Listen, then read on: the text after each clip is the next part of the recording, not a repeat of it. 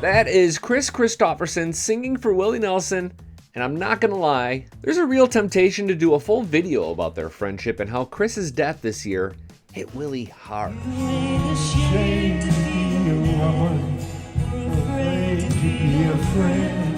That's not why we're here, however. Well, it's not the full reason we're here.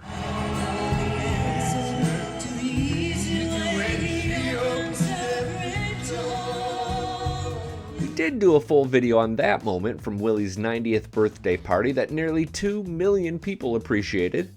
Then, after Kris died on September 28th, we did another that featured Willie's thoughts on his friend.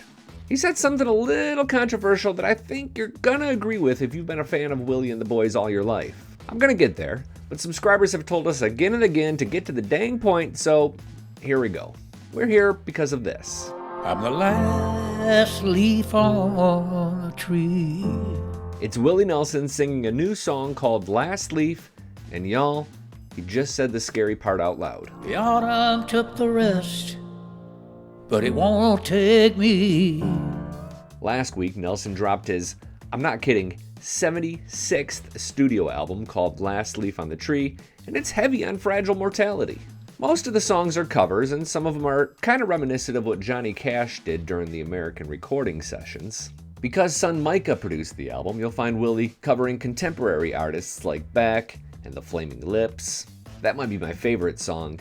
Do you realize that everyone you know someday will die, he sings as he approaches the chorus. Instead of saying all your goodbyes, let them know you realize that life goes fast. I've lost a lot of good friends, and for some reason I'm still here, Nelson told NBC News. Wow, is that ever true? Willie has lived through more tragedy than anyone should, and much more than you realize, and I'll get to that list in just a second, as well as the latest on his health at age 91. There's reason for concern, but first, you gotta hear the song that left son Micah bawling.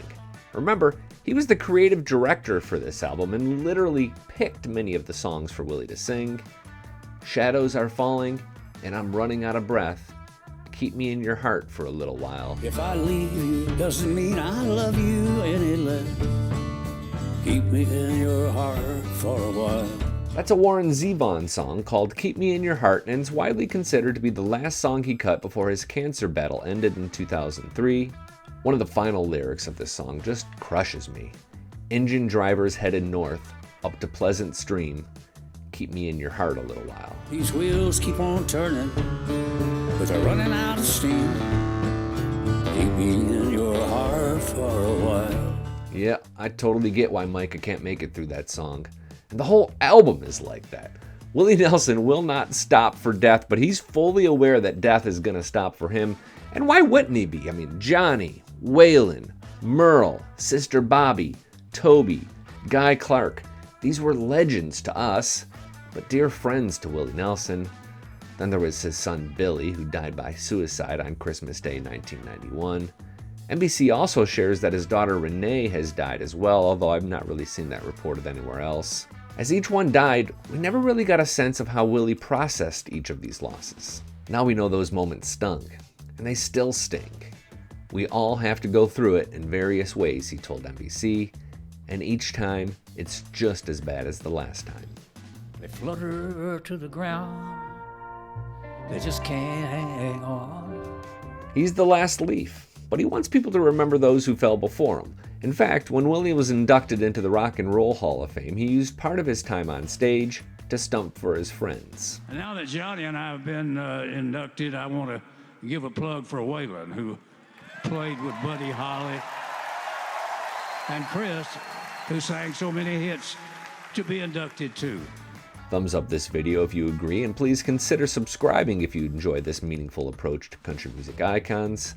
These two are brothers, so it only made sense that Kris would set aside retirement to play for his friend one last time in early 2023, even if he wasn't 100%.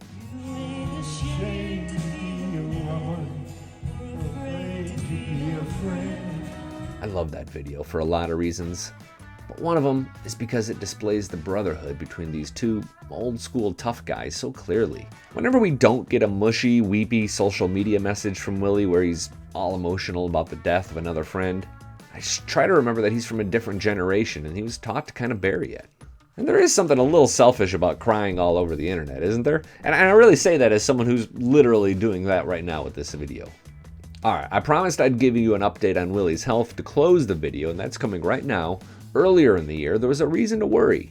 He canceled a bunch of shows last summer with a cryptic black box message that started with, "We regret to inform you." Eventually he made his way all the way back to the stage, but he still battles chronic COPD, emphysema, and probably a bunch of other things that he won't talk about because he's 91 years old, and it's a long list. He's had stem cell surgeries, quit smoking pot in favor of edibles, and keeps himself physically fit to add years to his life. "I don't feel bad," he told the Associated Press. "I don't hurt anymore. I don't have any reason to worry about dying, but I don't know anybody who lives forever." I guess that's the saddest part about Last Leaf, but Nelson has that covered too. "I'll be here for eternity, if you want to know how long," he sings. They cut down on this tree, I'll show up in a song I will It's your laugh. Taste of Country. Thanks for watching, and thanks for subscribing.